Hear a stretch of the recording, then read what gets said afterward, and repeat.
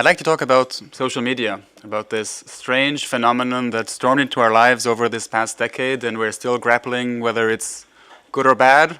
We're all using it more than we probably should, and we're not sure if it's because we're enjoying it or we're addicted. We have seen its effects on our political systems. I would say it was no less than an earthquake, but similarly to our personal use, I would say it started with a very positive promise of making our democracy much better, creating a global village, a place, and it did in the beginning trigger the manifestations in Cairo and the Arab Spring. In some dictatorships like Iran, you see bloggers field, which is very active. So it did allow some steam, some greater freedom of speech in some parts of the world.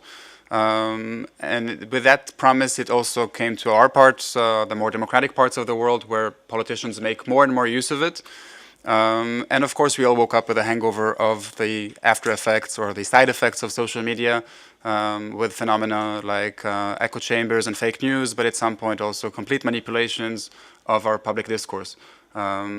And the reason I'm making this whole disclaimer or sharing with you how I feel about social media and why I'm torn about it is because I will show you some examples of what I've done over the past few years with my work in the cabinet. And this is the reason I use the incumbent social media is because they are the ones that are prevailing there today. In an ideal world, I would personally prefer, and I speak strictly for myself, not for the Commission, I would hope that we would all switch to non-for-profit, open source social media, where our data is in our hands and not held by private hands who are making cynical use of it in San Francisco. But back to reality, where we do have to use those social networks. I joined the cabinet of the Vice President, as you said, almost 3.5 years ago. And I had the impression that I had huge potential. Sorry for saying it, but I think one of the only members of this college who has both a charisma and good level of English. So I said, okay, branding-wise, communication-wise, I have gold in my hands. So there's so much we can do. And social media was part of was one of my two hats. I also write his speeches. But it seemed back then in 2015 that, at least on Twitter, there was a huge clout in the sense that finally all the commissioners were using it. It was the first commission, if I'm not mistaken, where all 28 had accounts, some more active than others, some had been using it before. But it seemed like the whole town was tweeting. Every organization, every association, everyone was creating content, and it was very difficult also to be heard. So trying to segment a little bit our audience and try to see who it is that we're talking to, it seemed like there was the immediate suspects that would be listening to what the Vice President has to say, mainly the bubble, so all the lobbyists and the think tanks and the organizations and the parties and the MEPs. And the challenge for me was to break outside of that bubble, because they will listen regardless of the quality of the content that we produce. That's their job to listen. They get paid for listening to us. But how do we break out and come with this schnitzel approach where we could be more, I'm actually a vegetarian, so for me you would have to come up with carrot cupcake completely works on me. But how do we create content that resonates with people outside of this bubble who are not paid for that, who are not necessarily so interested in that, who have other concerns on their minds, but still be relevant in their worlds? And that's where I'm going back to technology. I saw the huge promise of trying to use the platforms where they're already using, but trying to surprise them and do it in a way which is at least as institutional as possible, as least with a corporate identity, which was not always easy inside the house, as you can imagine, to try to break away from some of the very I would say, centralized lines of how we should communicate. All that in order to surprise and engage in a very different way. And the examples that I'll show you from my own experience, some worked better than others. I also tried to make ours to be the first using some of the new technologies that came into the market. And with a caveat that my resources were basically none. So many people don't know that, but cabinets of commissioners don't have any financial resources for communication, zero. The reason is that they typically rely on their services. So a DG would have a communication unit with usually around 20 people, with usually a fairly significant budget with service providers, contractors like agencies like yours. In my case, it simply didn't work because I worked for a vice president and not for a commissioner, so there was no DG. So when I finally came from the services to the cabinet, and I was used that when the cabinet asked for something, we all start running. So I thought finally, I can come up with my crazy ideas, and I would have all these people and their contracts, and they could do all those things for us.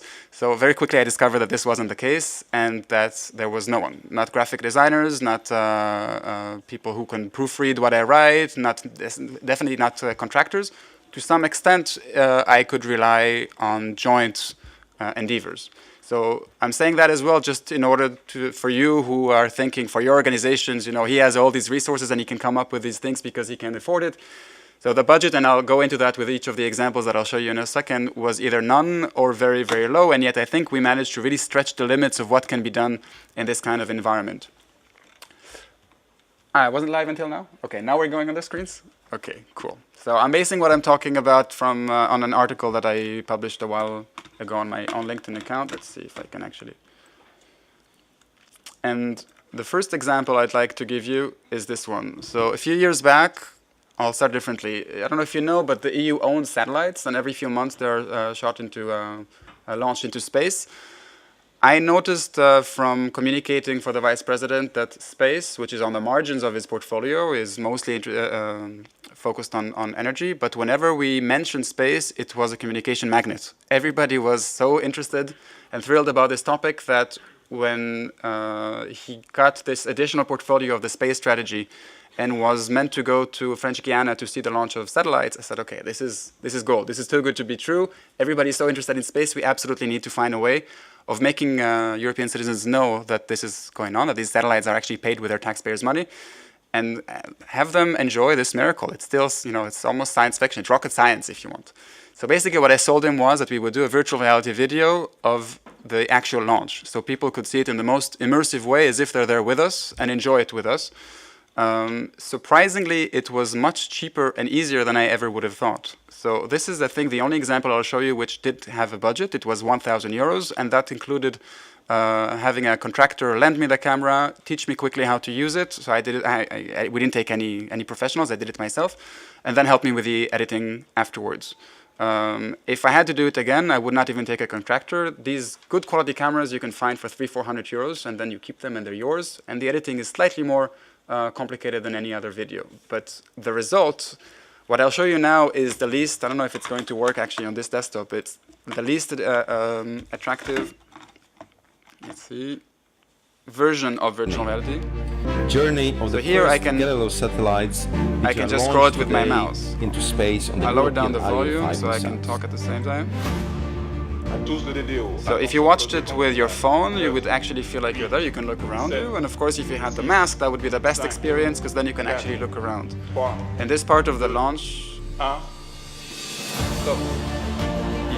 you would basically just look around you, but at some point we filmed inside a helicopter on the launching pad, so then you can actually look through the window. We human. See, if you had a mask on your head, you can actually almost look through the window of the helicopter. So we managed to create our lives here, and the technologies which define. Sorry, boss, but so the purpose was to make. Here there's an interview that I held with the two founders of TomTom who are using this technology. So again, if you're watching it with a mask, you're really in there. So you're in the airport with us, and you can turn your head from the interviewer to the interviewee in a much more fun experience. Those who do it the best, in my opinion, is the New York Times. They have a virtual reality app. That's where I got the inspiration from. And they would take these kind of cameras to places like refugee camps or back during the electoral campaign to rallies of Trump. So places where there's an added value of really feeling like you're there. Obviously, in a place like this, putting a virtual reality camera is not going to do any trick because nobody, we're having fun here, huh? But I mean, if you're somewhere else, you don't necessarily need to have such an immersive experience. But in some places like this, I thought this would make sense. And once again, other than my own mission costs, it was very marginal. And by the way, the masks also range in costs, but the cheapest ones you can get for about €1. They're made of carton, or they're given away as freebies in conferences.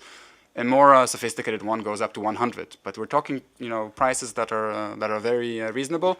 And with that, I'll conclude on this example. Also has a relatively long shelf life because the EU Space Agency in Prague still uses it at their conferences. So people would come and stand in their booth, and they would give them a mask, and they would be having fun with it. And as far as I'm concerned, not many citizens would come voluntarily to listen to what the Vice President has to say about the EU space strategy that has just been launched. But if I give them now almost for the first time, I think it was back then, a virtual reality experience of a launch into space, that would be the trigger to bring them in. And while they're watching, they happen to hear his voice, hear what he has to say, and the narrative of the EU. And by the time they finished actually enjoying themselves, they also I managed to convey something that they didn't know before, which was important for us for political reasons.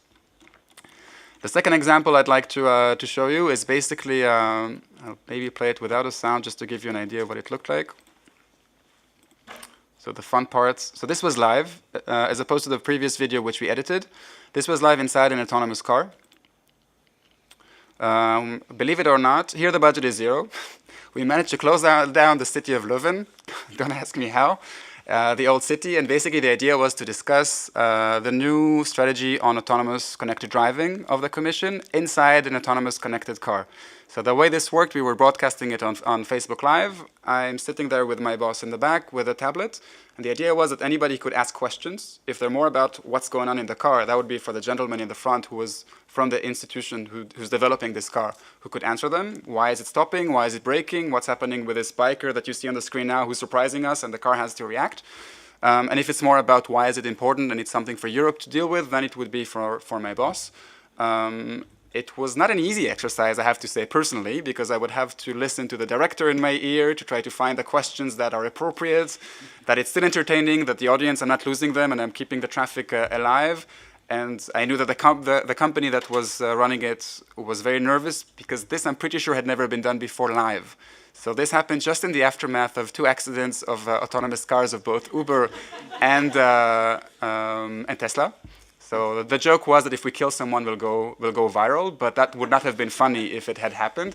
So no, as you can see, the police basically blocked the streets. They were secure. What I didn't realize when I came up with the idea was that the car actually had to collect the data beforehand. So they had to do dozens and dozens of rounds on that same itinerary in order to collect the data. And since they went against the direction of the traffic that is usually there, the police had to escort them, and it was months of preparation, but mostly for them. But the point was that we created a synergy where it was interesting for everyone because it was on the main page, Facebook page of the Commission of almost 1 million followers. So it was interesting for the city to position itself as the first one that is, endorsing this new technology, and for the Research Institute, which is also financed by Horizon 2020. So it was a beautiful European story. Of course, it required being friendly with risk, because we knew that we are live. I insisted on that, even though the audiovisual, I think some of them are here in the room, many of them were telling me if you don't do it live and we edit it, we would have a much more fine product in the end. But it was important for me, first, that we show that we trust the technology enough, but second, and that's very important for me, that it's interactive, that we're not just voicing to you the propaganda, but you can actually jump in the conversation and we are answering to what's going on in real time. To my chagrin, the dates of so this was planned months in advance.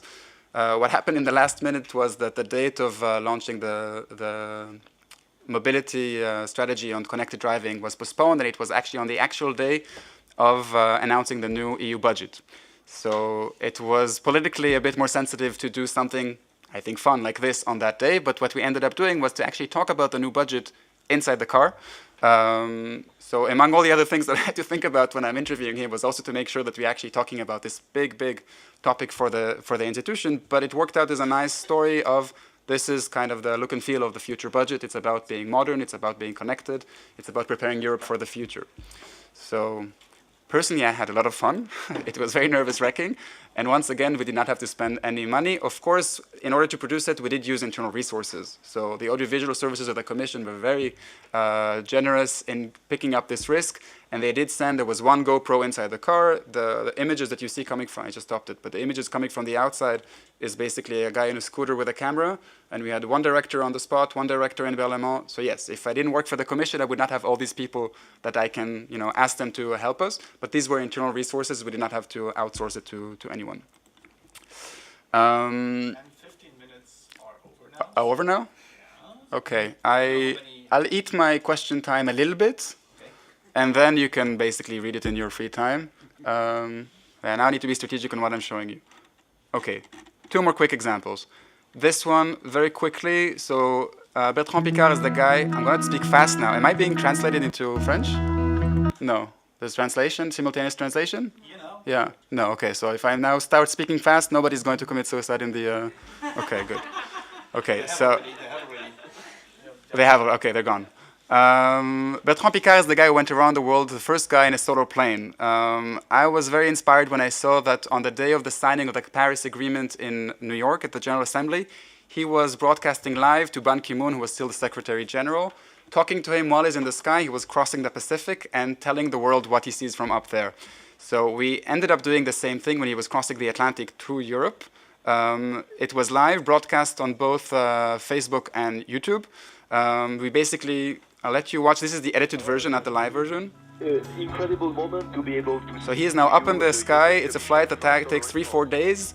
I would be scared for my life if I were him. He's all alone up there. But he's basically giving interviews the whole day. So this was a live conversation that you could jump into.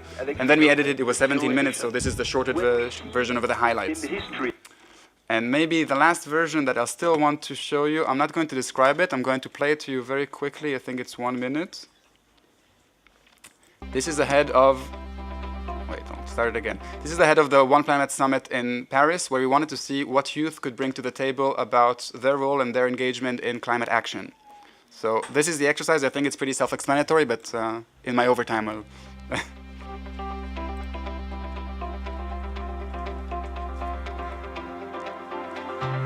So we invited a group of young, engaged citizens to our studio to present their ideas live to Vice President Maroš Šefčovič in the comments so that they can monitor. So if you have any great ideas, any suggestions to make, so I promise you that I will use them tomorrow. There has to be a young European delegation for climate. So once again, it's live. They're all connected. It was on Facebook Live. So what we tried to do is that each of them was connected with their communities, and they were listening to their communities about the best ideas that they could bring to the table. Not asking the Vice President questions this time, as usually is done in what they call citizen dialogue, but this time bringing their ideas to the Commission, so that in the end, he collected the best ideas, and we turned it quickly into an infographic that you presented to President Macron. So these are all ideas that came on that day that we did not know about before. A message to you from the youngsters in Europe.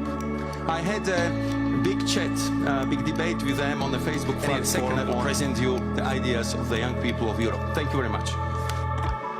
I won't show it to you, but since it worked quite well, once again, there was a very significant risk element because I did not want to ask them what they were going to say. I didn't want anybody to suspect that we're trying to censor them. So I just tried to select them based on demographics, making sure that we have a nice gender, ethnic, geographic balance of people, level of knowledge. Some of them were experts, some knew nothing about it. That was important, but I had no idea what they were going to say before. The quality was amazing. This really surprised us, and anything could have happened. They could have come up with a Catalan flag, blaming us for being fat. Anything could happen. We all know the trolls, that could potentially be out there, but that didn't happen. The only thing that happened was that electricity went down in half of Brussels while we were on the air. That somehow the broadcast survived. I don't know how Facebook did that. And with that, I'll conclude. We did a similar exercise later on, this time on LinkedIn. LinkedIn is the most significant platform of the Vice President, where we're going to reach probably 500,000 followers by the end of the mandate. So this time we invited 3 startupists to the studio. Since there's no live streaming on LinkedIn, we broadcast on YouTube, and we posted it on LinkedIn so that we took live questions from the startup community, trying to ask them what works for them and what the EU does and what doesn't, mostly on industrial and innovation policies.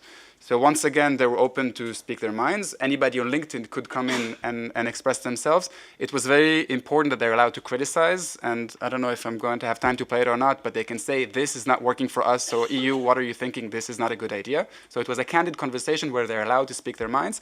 And once again, the outcome of this was that the best ideas that came through this exercise from people both in the studio and around Europe who participated. The Vice President brought their best ideas to the EU Industrial Days and basically tried to empower those people with their best ideas and bring them to the forum where it actually matters.